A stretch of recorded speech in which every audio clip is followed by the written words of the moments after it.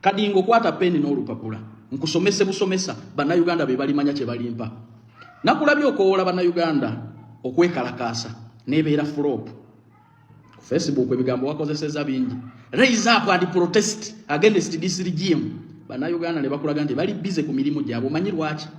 nti bwe muba muli esente zino gavumenti zebawa $1 billion buli mwaka toyita bannayuganda kubaako kye bagabana naawe obajjukira nnyo nga mwine ebyobufuzi bye muzannya chovolaba nti omulanga go tebakyaguulira Kadingo singa bosooka ku front line mu nsonga z'okulaga obutali bumativu otandika ne Nubianiri ne tulabako ku Katana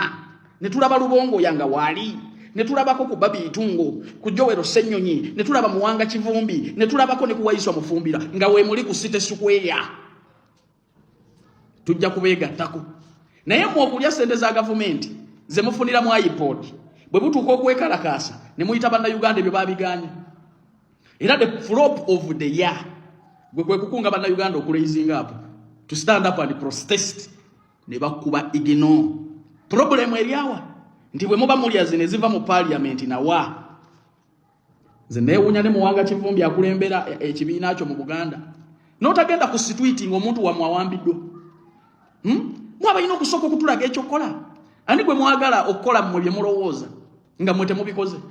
bwe muba muli esente zine ziva mu gavumenti nga temutuyita musoke kutuyita nti $5 billion zizino zagude zafudde mu iPod eziweebwa ebibiina by'ebyobufuzi mujja tuzigabane naye akasente mwekulaakulanya mwekka bwe mutuuka okwekalakaasa musindikayo bantu kyovolaba abantu bakukubye igino ndawooza notice ezo ozinootinze ku Facebook gyebiri wabadde ku nsonga za Edi Mutwe gye wabuukidde Jeno Damulira naye oyo nkubuulira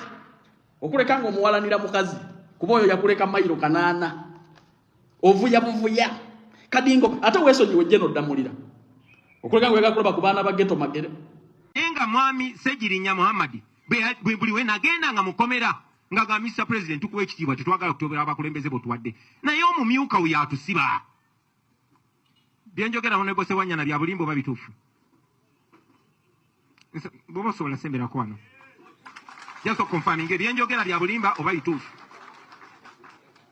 nsabo kankwe edachikemu o substantiating ebigambo byange bino kwani yali abasiba sebo ne yanzane ne yanzege president wamulajaniranga nga tumugamba nti president ebintu bino byali Masaka Masaka wali abakulembeze be NUP naye lwaki ddala bajja ne bakwata faabe mu kibuga Kampala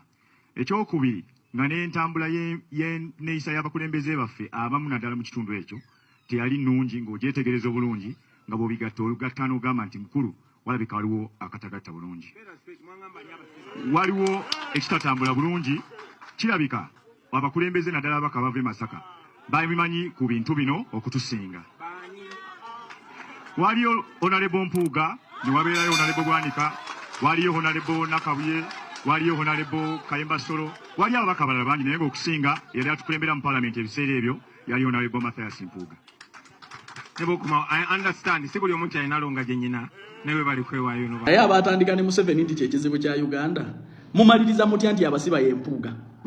Museveni talina buzibu Mpuuga ye kizibu kya Nuupu naye kaadi y'ekibiina egenda kubaliisa ebisiyaga nze mbabuulira kaati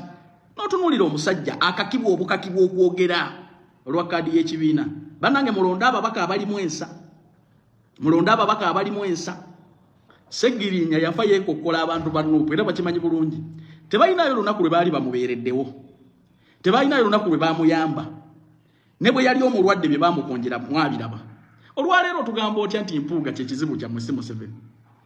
anyway tukimanyi bulungi temubeerangako na nsigo ya bukulembeze mwajja kulwana ntalo na kujjawo credible opposition mwajja kutta opposition mu Uganda kyovoola bakati Museveni mwamuvaako mwadda ku Mpuuga alinga ayina ekkomera mu Uganda mukakasa omusango gwo gwali Mpuuga versus Segirinya lwaki toteeke ennaku yo ne fitina yo mukaveera musajja gwe ne weesonyiwa bannayuganda ani yakutuma change era change kijye weetaaga anyway abagala ogenda ebweru okwepakasiza emirimu weegiri tukola mwaka gugenda abaana ab'obuwala n'ab'obulenzi